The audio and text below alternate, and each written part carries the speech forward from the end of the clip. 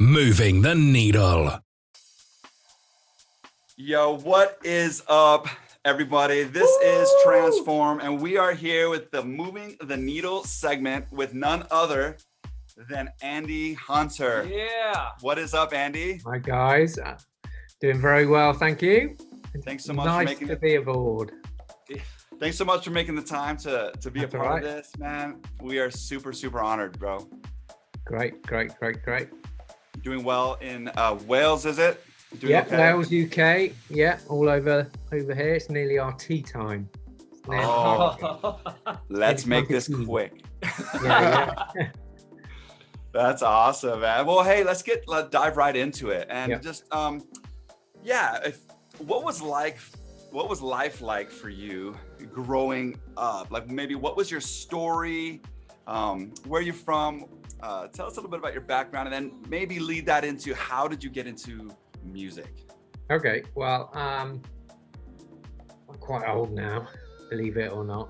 I know these lovely youthful face and all that business, but no, I'm quite old.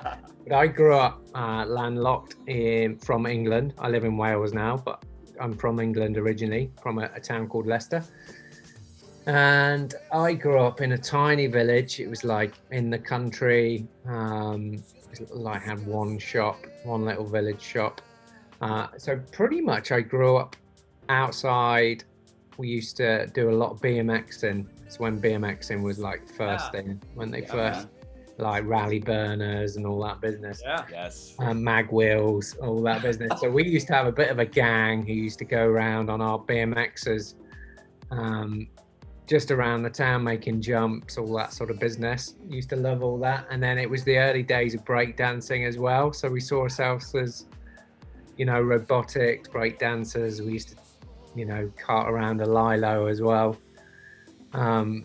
All the way in Leicestershire, in the country. We were breakdancing and BMXing and all the stuff that we saw kind of coming out of America at the time. We were trying to be that in little Leicestershire in England. So that was kind of my primary school days. Just loved that, loved mates, loved being outside. So I guess from that sort of early age, certainly music was a big part, with the breakdancing and all that, Sugar Hill Gang and some of that stuff. Nice. was just like awesome. That bass line is the best. Yeah, sort of. And through that, in terms of faith, I was kind of dragged to church every weekend by my parents as soon as I was born, really. We went to a church. It was really traditional. And I think for me, it just didn't seem real. The whole faith side, God was this entity in the big sky that wasn't personal, was this thing that I didn't really think about too much. I'd just go through the motions. And then we ended up moving to this small village, and I went to this little chapel of about 20 people, but it had an amazing youth group. I went there, and for that faith there felt real, and it felt like a relationship. So that kind of, I became a Christian through that little chapel there, as well as sort of loving music with the BMX guys and break dancing. Not that it was very good, but just was loving it. So good. All that. So going through that, then there was, I think, coming around to sort of getting into music. There was a band at the time that were connected with the church that just travelled around churches in the area, sort of leading worship, doing worship music. And I came on board as a bit of a keynote, just following them around. I ended up doing sound for them. So I got into sort of the engineering side of sound and loved that. And I kind of, from then on, it was like, I want to be in music. That's something I want to do for the rest of my life. It's what I want to do for my career. And I think that was kind of installed from an early age of being part of this band. And also faith was kind of entwined with that. It wasn't a separate kind of thing. Faith on Sundays, music for the rest of my life. It was a complete thing, you know. So that was kind of the early seeds of my passions and my drive, really. That's awesome.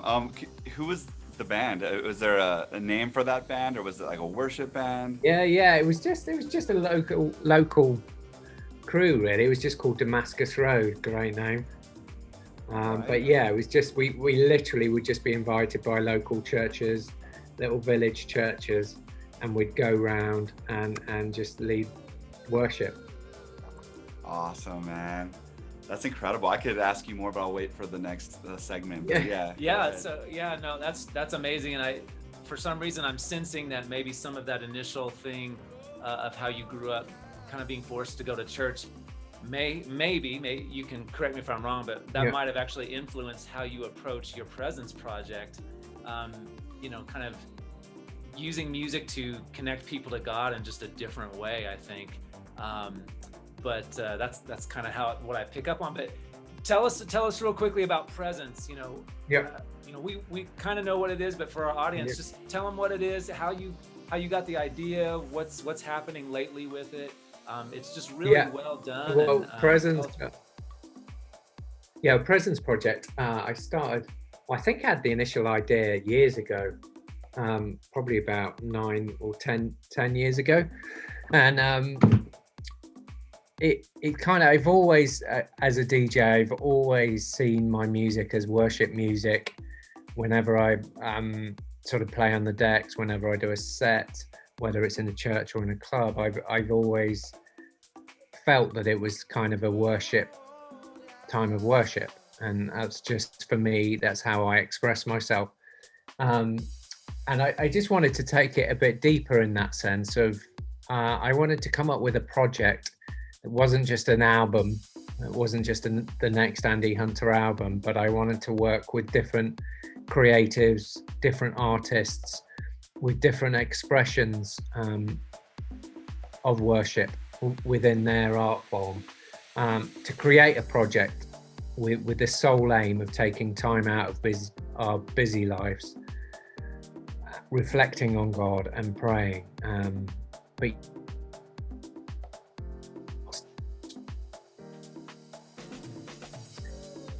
I work with poets, film directors, musicians, all painters, all sorts of artists, and we look at themes. There might be a verse in the Bible, and then we'll interpret that theme. I'll compose the music. Film director will come along and think, what's that verse saying? Let me come up with a film to the music. And then a poet will express what that certain theme, that verse is saying to them. And it's just providing that content for people, like I say, just to use sort of gadgets that keep us really busy, keep us distracted, turning it around and using them to take pause in the day, really. And I think for me, at a time where I was traveling a lot, I was DJing, I kind of needed the next chapter for my own kind of journey, and I was feeling burnt out at the time, and kind of this project was an expression, really, of wanting to slow down and wanting the next chapter in what I was doing as well.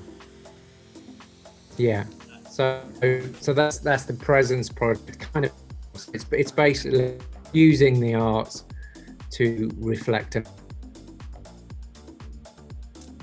Yeah, that is so good, man. You guys still there? It kind of froze. I think my internet's a bit dodgy because all my family, I think they're all gaming and all on their own. You know how it is. Kids are on the Fortnite. On the screen. So you guys just froze during that, and then it's really hard to kind of keep going. But, I promise we're more interested than it looked like. We're like just staring straight through you. Well, just to break in, sorry, is this do you have a particular chapter or song that is your favorite? And I know you have 4 volumes that I know of. Maybe you have more or more out that I missed, but is there something that stands out to you as your favorite that you connect to most? Well, it's a really difficult question because you know, as yourselves know, as artists, you kind of live in the moment, so you kind of, whatever you're working on at the moment is what's kind of buzzing you, and you kind of you just sort of move on, don't you, to the next thing that's. But I think one of the I really like Beauty, which is a really good chapter, and I like the piece of music in that, and I like the film of this. There was this old sort of abandoned church here in South Wales, which had all graffiti on it inside, and totally like in ruins and stuff like that. And we did a bit of a guerrilla get onto site and do this film with this contemporary dancer within this church, and it's all about that thing of beauty, finding beauty in kind of the ugliness of the world, that God's grace embraces everyone, and it's sort of this sort of redemptive video of this old church that once housed worship and prayers to God that had been long since abandoned, but coming back into that space and creating this sort of beautiful dance within this kind of gnarly setting. So I really like that one. And then I'm also quite proud of, I did a film myself, which is called the chapter Hands. And I basically just simply filmed different people's hands doing stuff, and was just looking at the concept that, you know, God's hands are our hands. The hands of God are on the end of our arms. Because I think a lot of times as Christians, we don't take responsibility, and we pray for things to happen. We pray for God to help certain things. Oh, can you do this? Can you do that?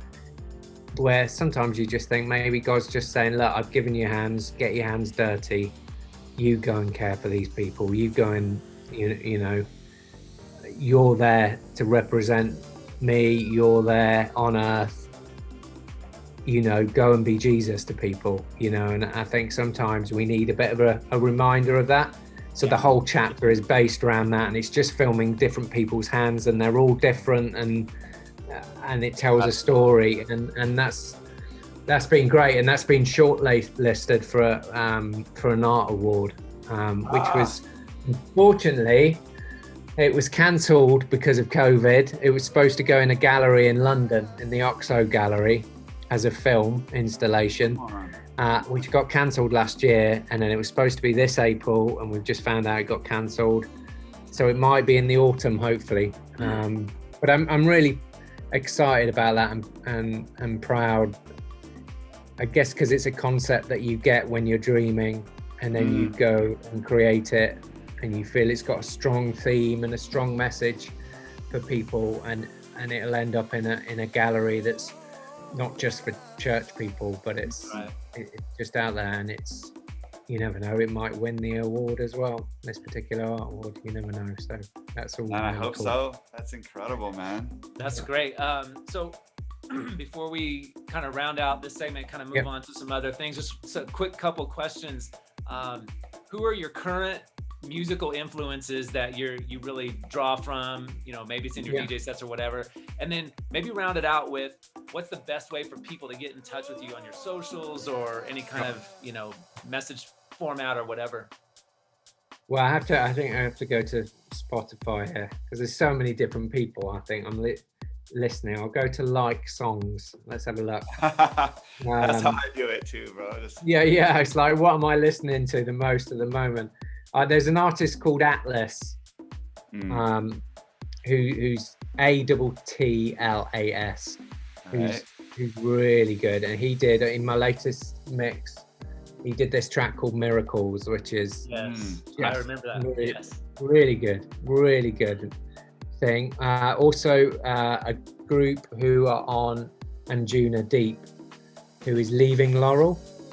They're really good, and I like their track It's Never the Last. That's really good.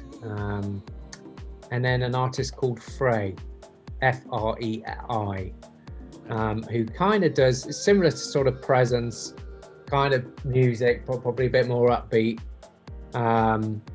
and then Kiosmos are really good as well at the moment. So they're kind of on regular play at the moment on my Spotify, which you can obviously follow me on Spotify. I've actually just done the flip from Apple Music to Spotify.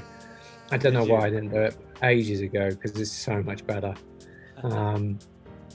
So I've done a playlist on Spotify that people can just join in on. So if they want to add stuff, go ahead. And that's kind of sort of techno and house, Sure. melodic techno and house. So people can just add music to that if they want, and let's all listen together. So that's all good. So you can follow me on Spotify, Andy Hunter, and then you've got Twitter, which is Andy J Hunter, which is the same for Instagram, Andy J Hunter, and then also andyhunter.com. And then Presence Project, which is what I work on mainly at the moment, you can go to presenceproject.com. So that's where you can find me, not just on lockdown in South Wales in a little studio, but you can find me online as well. Yes, man. Well, we're asking the rest of the questions in the next segment. Yeah. But I mean, just for this one will go on the radio show. Just like, thank you, not only for today, but I think we speak for everybody. And I know it might feel cringe, but we just really want to say thank you for all you've done as a believer in music, as a believer in dance music, when the access, there wasn't what it was today. And you've been an inspiration, is the best way to put it, for so many people on standard and on faith and on all the rest. And so, man, I think whether it's Latin America, where we were with you, or all around the world, man, I think we all collectively can say thank you. So thanks again, man. Yeah. Thank you very much. And I appreciate that. Absolutely. It's all good. It's all good. Yeah, so we're gonna continue this on the other questions for our YouTube channel. Again, at Transform EDM YouTube channel. It's kind of like an extended mix, an extended interview here with Andy Hunter, the legend. But yeah, we'll jump into some other things. Can I ask a question about what we already spoke about? I wanted to expand in the last segment, but that has to go on the radio show. So this is just Over the Water in the Presence Project. Over the Waters or Over the Water, but that one. Yeah, I can't remember either. Yeah, I know. I think that's in volume 1. Maybe it's in volume 2, but it's early days. And it's a volume 1 thing. That was one of the first. Yeah. For me, man, that one really, really stood with me. So when you first put it out, you had the app that goes along with it. Yeah. And for me, I've always just been a little much more audio, even with regards to time with the Lord or whatever. So the coolest thing I think for you is getting to do different artistic expressions, like you mentioned, the poetry, the film that's in the gallery. And for me, and as I devoured or listened to the project, it was a lot more just the audio side. So you go to your elements or whatever, you put your music on and siphoning through just the music. And one experience I had, man, I'll just share it with you, because I'll never forget it, was we were in the UK, and that in itself is exciting for us. So we were there, and we were about to drive all the way down to sunny Cornwall, but we were in London, and Tim was actually meeting me in London, or in Cornwall. But that morning I was about to drive, and I woke up for a sunrise walk along the South Bank. And sunrise, you just walk to a certain area, you can see St. Paul's Cathedral there. And that song, Over the Waters, On the Water, was playing, or somehow came on. I think it just came on spontaneously. Maybe I chose it at the moment, but I think it was just on. And I filmed, and accidentally the audio just continued to run behind the film that I made, just like a little. Oh, amazing. And man, that just has always stuck with me. So that one is on repeat in my sort of like chilled music. I bought that on iTunes, so I have it, whatever. And so I just want to throw that out there. Thank you for that one. I love that. No problem. And go ahead, Tim. Moving right along. Yeah. You touched on it a little bit already, but just in terms of the Presence, episodes or projects, can you talk through just the creative process you go through? And I'm sure it's a little bit different for each one. There's always these little nuances, but do you have a little bit of a standard process that, I have this idea, here's what I'm gonna do? Some people might, draw it out on a paper, or they might do, you know, various things. Can you talk through that a little bit? I think it's it's how I sort of compose with film scoring, really. So I generally get inspired by a theme or something from, say, the Bible, or read something in the Bible that kind of resonates, and you know, you kind of get that sort of sense of excitement, or something that really kind of goes deep. It's hard to kind of explain. But then I start to think around those ideas if I'm out for a run or out on my bike, just kind of in my prayer life of reflection. And I just start to, I guess, think in terms of, okay, how do I express those things in music and sound and feel and atmosphere? So just the same, if you're scoring music for a film, you would sort of question, what is the scene saying? What is the atmosphere of this scene? How do I need to interpret that in terms of the music? It's the same. So I always start with an inspirational, something that's inspired me, or a theme or a message that's inspired me. And it's like, okay, well, how do I interpret that in terms of the sounds that I'm choosing, the chord progressions, the feeling of the music? So I always start there, really, and then I start then producing, sound designing, and just start to kind of feel it out. Okay, yeah, go ahead. Yeah, so I get into the studio and I start working on the sounds, and I just kind of flesh it out, really, doing soundscape stuff, and just feel it.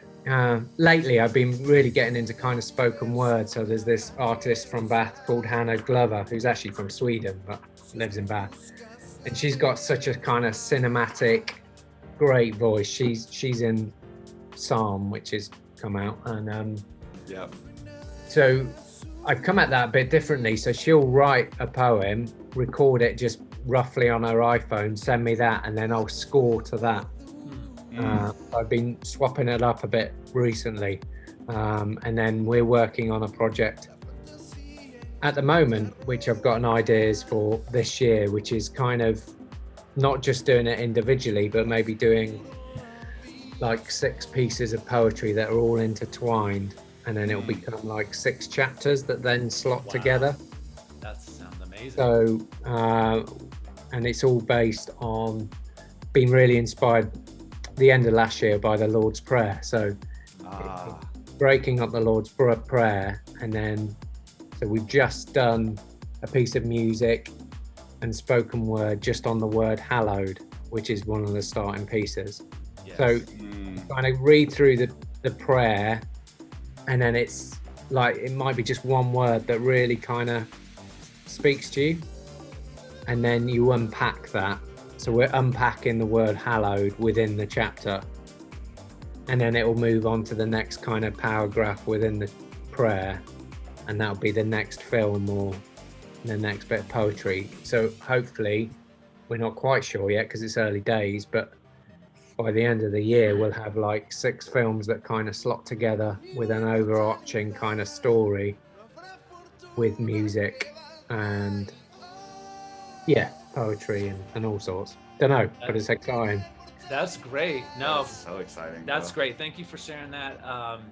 Obviously, there's so many chapters out there already, and for anyone that hasn't seen it or listened to it yet, just go check that out, Andy's Presence Project.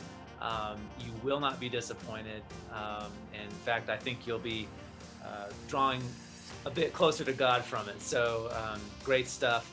I am going to jump into one thing here, and those are the lockdown DJ mixes. Yes. Now, Okay. Cool. I've seen 2, which I believe that's it. One was for our buddy Emma Sound, right? Yeah. The house party. That's where it That's started. right. And then the recent one that you did, I think you just called it the lockdown mix with the date on it. And we've just dabbled into some of that stuff as well, but you see live streams and video recorded stuff all over the place, right? And it's all the way up from for some reason they have drones going over the city and all the way down to a guy in his basement, you know, DJing. And obviously there's all that stuff in between, but I want to say, like, I thought yours were just the vibe was just so right, and it was just so well done. And so, you know, I know the first one it had kind of like this dark theme with just kind of the light spotted in, and then the last one had the big piece of art, and kind of that purple lighting behind it. And so, for me, I was just like, man, this is really well done. The vibe is just perfect. But again, I'm just curious, does that kind of stuff just, you're like, oh, this is what I'm gonna do and that's it, or is there some thought behind it, and like trying to get things pieced together? And I know it's like, well, okay, how is this going to record this way, and how are we going to do the video angles, and you know, just talk about that a little bit. Well, I guess running the Presence project has given me a lot more experience in terms of filming and that sort of thing. So I think for this one, that art piece that I have, which is in my studio, that was my question. I was like, what is that? That was awesome. Go ahead. He's an amazing artist. We did, if you check out the chapter Humanity in Presence Project, it's an artist called Tiago Magro. I hope I said his name right. But he's an artist based down in Miami. And he just does those pieces, and they're incredible. And hotels ask him to go and do like inside rooms. He's done whole buildings in Miami and stuff like that. Just an amazing artist, really good. And I have there was a director from Toronto who's done some of the Presence work, and he was going down to interview Tiago for one of his projects, and he's like, why don't we do a Presence chapter with him? So we did, and that was on Humanity.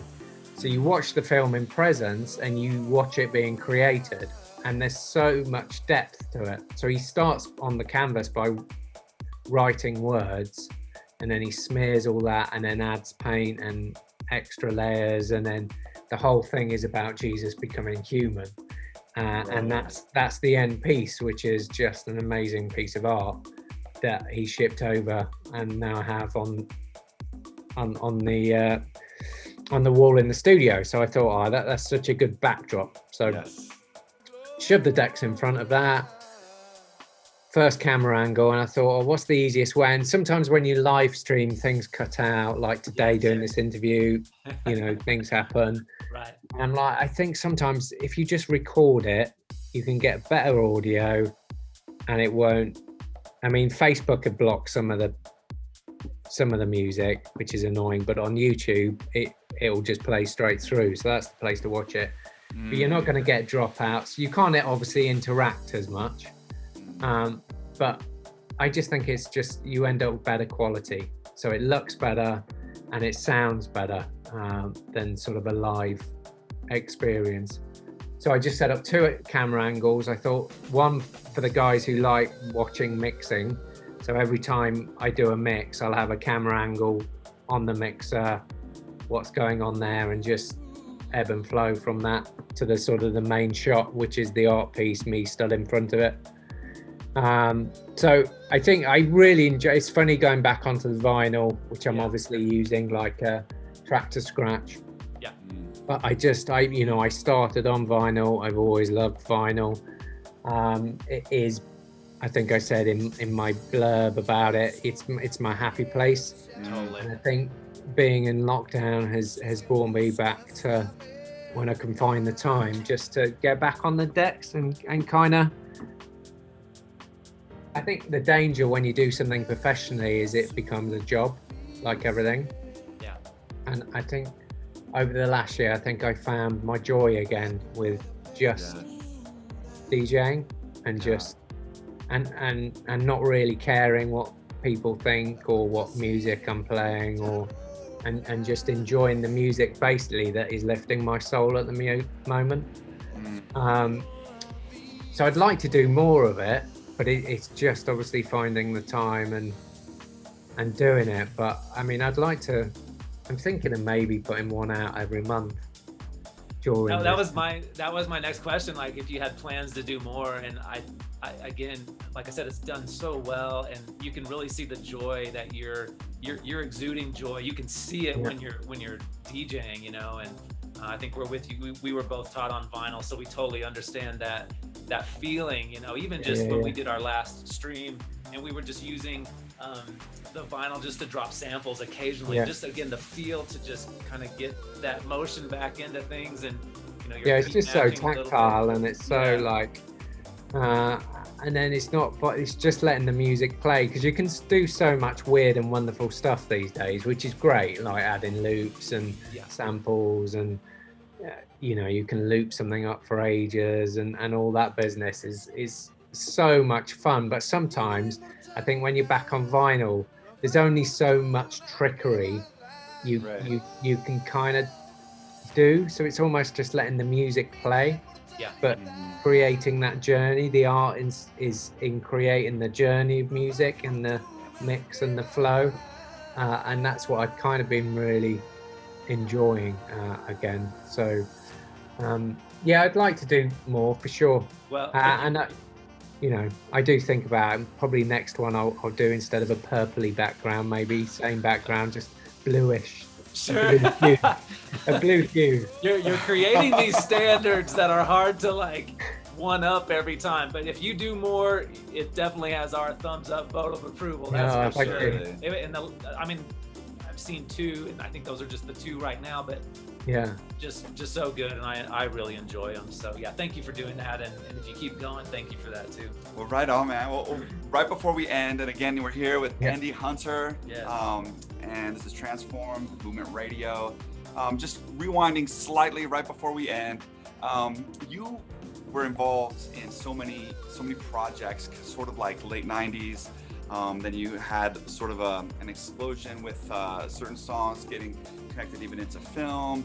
And of course, you've done scores. But right back sort of like in the late 90s, there's a few projects that we already were inspired by, and that was Hydro, that was Trip. And I think, if I'm not mistaken, you might have had some connection. Maybe it was friends and you were just with them, but maybe you were doing stuff with 65 DBA, Robbie, those guys. And is there anything to share from that season? I mean, it was very influential in us. So is there anything inside scoop that you can share with us about that time? Oh, I mean, it was just a great time for me. I think I was obviously a lot younger. I was just exploring, just getting into dance music, exploring DJing. For me, sort of mid-90s. I remember doing sort of my first gig abroad, so getting on a plane to go and do a gig was really exciting. Was like, oh my word, I can't believe I'm doing a gig, and getting there on a plane, it was just seemed so rock and roll, you know. Awesome. rather than like in a crappy old broken down van with tons of gear and having to set up the PA yourself and all that. So to actually get on a plane and someone picks you up the other side, and you actually stay in a hotel rather than someone's floor was sort of eye-opening for me, and was great time. And I think going back to what I was saying earlier about this, when I was a young teenager of wanting to be in music, I think for me the 90s was a lot of just blessing, maybe of what, you know, God had in store for me, and promises that I felt throughout growing up were starting to come out, you know. So it was just great time, great mates, great bands, really good. So good. Huge influence on us. For sure. And I still love that Trip album. Just that deep jazzy drum and bass. I mean, I still love that kind of stuff. So even when we pull it out, we're like, oh man, this is still great. You know, it's like, it's almost timeless, you know? It's good. It's good that I still work a lot with Robbie with film scores, and and me and Robbie have known each other now. It's crazy, whatever that is, 30 years or whatever. We can't quite believe it, and we're still making music together, which is great, you know.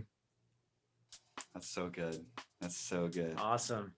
Let's see here. I remember being on a missions trip in LA in 1997, and his DBA bubble had come out on the disc. Yeah. And I was sort of the outlier in the group who liked anything that went boom, boom, boom, Yeah. It wasn't very popular in the circles I ran in. But we put it on in the van, and we're just going through Azusa and other parts of LA, and we were praying, and we had this intercessor on the team, and she remembers that to this day. Oh, and really? All those memories and stuff were just so like a part of building into what we ended up doing. And so can't really overstate that. Yeah. Anyway, we're gonna ask some fun questions and then end it. Yeah, we're gonna Okay. round it out. Some fun questions. Nice. So if we're in Wales, in your local area there, what's the favorite place to eat? And of course, there's no lockdown. Where would you take us to eat? Oh, it's a good question. Throwback restaurant, which is just amazing Thai food. It's about a mile away here from here, 2 miles. Really small restaurant, but just the food is awesome. If you like Thai, Yes. Absolutely. really good, really good. Love So yeah, it. but I'd also have to, take you also to there's a little kind of trailer on the front here. I look out my window, I can see the sea. It's lovely. There's the bay, and there's the little seafood hut on the front. It does amazing sort of prawns and little cockles and all that sort of stuff. So I'll have to take you there for lunch, and then would go to Throwback for the evening meal. That's amazing. That sounds great. That sounds so good, man. That sounds We'll good. be there as soon as we can. Yes. Yeah. Okay, so just the typical, if it's on a day, you might be in the studio, Yeah. you might not be, but is it coffee or is it tea for you? Oh, now you see, you can't just do a quick answer. So, first drink of the day is tea, definitely tea. 11 o'clock is coffee. All right. Lunch is a tea. 3 o'clock is a coffee, and then when I get home, evening time is a tea before bed. So it goes tea, coffee, tea, coffee, tea. Okay. Dude, I love that answer. That's a great I one. love that answer. That is so good. And why not? Absolutely. Absolutely. Awesome, man. Okay. I think, Tim, you have. Yep. And then one last one. Yep. Favorite sport team? You see this? This is a difficult one. I don't follow soccer. Okay. Not that fussed. I should say the Swans, Swansea City, because that's where I live. But I follow road cycling a lot. Okay. So I obviously they were Sky. Now they're Ineos Grenadiers, which is the big British team with, Chris Froome was in it, the yellow jersey wearer and all that Yes. business. Not anymore. He's not there, but yeah, I'd have to say them. Excellent. Yeah, they were dominating for quite a while, right? Even through. Oh, yeah. Okay. But now it's the Netherlands team who have suddenly taken their mantle. Oh, The man. I can't even pronounce their name, Jumbo Visma, I think, or something like that. Oh, that's crazy. So Tricky. even though you're from Leicester, Yeah. and Leicester won the league a few years ago, and they're challenging this year. Not impressive to you. No. Yeah, it's not. I mean, it was amazing for Leicester as a city, and it's amazing what football does. So, coming back to Swansea, when Swans went into the Premier, as a city, it changed. It was amazing. Wow. That football has such a strong influence on a place. But it was amazing to see, and it was good for the city. So fair play. And it was the same with Leicester when they won the Premier. It was like this amazing story. Yes. So yeah, brilliant. But I'm just don't really follow football. That's fine. Cycling it is, man. That's so Yeah. good. That's so good. Well, man, thank you so much. If just one last thing, any word of wisdom or anything before we sign off? Just stay true to who you are, and be God's hands to everyone. That's amazing. Well, that's it. Thank you Cool. so much, Andy. Thank you for all you've done. Hey, maybe we'll round off in a little while in the future, and we'll do it again. We'll keep our eyes out for more presence projects, for more DJ video, DJ live stream stuff that you do. But again, check him out on the socials. Andy Hunter, Andy J Hunter. Give them some love. Again, thank you, Andy, so much for your time. I know our listeners will be definitely grateful. So yeah, until next time, huh? Thank you so much, bro. Thank you.